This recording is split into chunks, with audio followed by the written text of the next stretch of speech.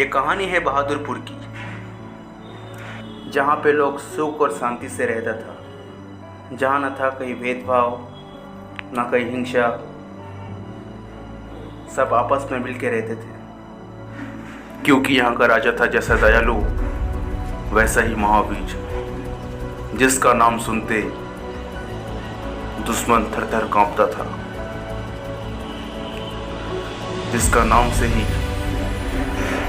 दुश्मन उसके राज्य की तरफ देखने से भी डरता था। ऐसा था यहाँ का राजा, और वह प्रजा के लिए था अपने पिता जैसा। वह हर एक प्रजा को अपनी संतानों की तरह पालन करता था, जिसका नाम था राजा वीर सिंह, जो युद्ध में कभी न हारा, कभी न गिरा, कभी न टूटा। ऐसा था वो राजा जिसे सब बोलते थे महावीर।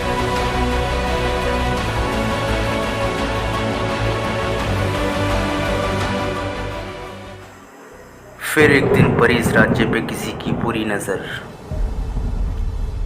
चंद्रा की। वो इस राज्य को हथियाना चाहता था। काल की कदम इस राज्य पे पड़ चुका था। प्रजा आश्चर्य से देखते रहे कि ये कौन है, लेकिन प्रजा को मालूम नहीं था कि यह इसी का काल था। चंद्रा सुबह सुबह राज्यसभा में आता है और वो राजा को युद्ध के लिए अलगाता है और एक शर्त रखता है, युद्ध में राजा जीता तो वो मान लेगा कि राजा सबसे बड़ा वीर है, और अगर चंद्रा जीता तो वो जो बोलेगा वो राजा को करना पड़ेगा।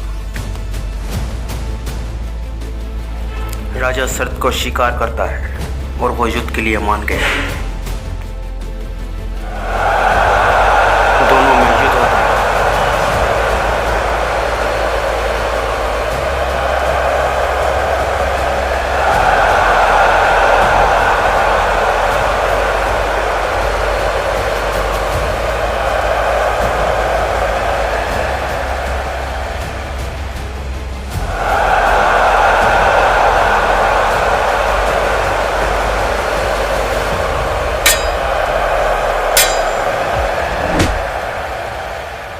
युद्ध में राजा जीत नहीं पा रहा था, लेकिन आश्चर्यचकित से राजा को चक्कर आने लग गया,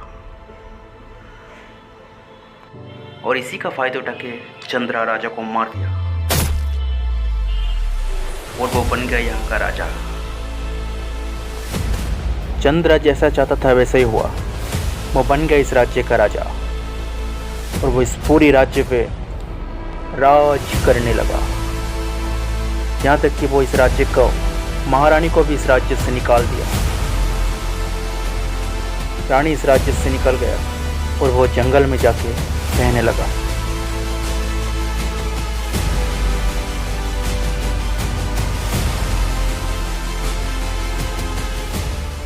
रानी को तो वो राज्य से निकल चुका था, लेकिन राजा को मारने के बाद राजा की देह को क्या किया वो किसी को नहीं मालूम।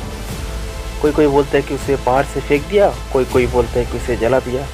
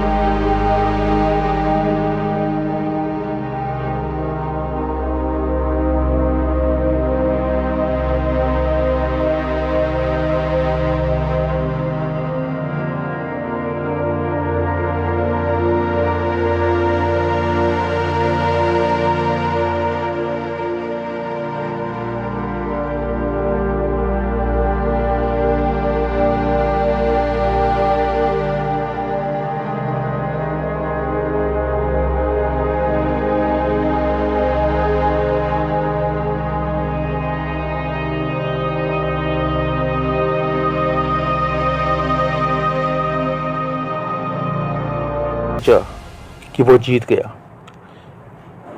ओम नमः शिवाय नमः। अरे ये कौन है? जहाँ पे महारानी अभी तक जिंदा है और राजा भी अभी तक जिंदा है, और ये तो सिर्फ अभी अधूरी कहानी है। कहानी अभी बाकी है।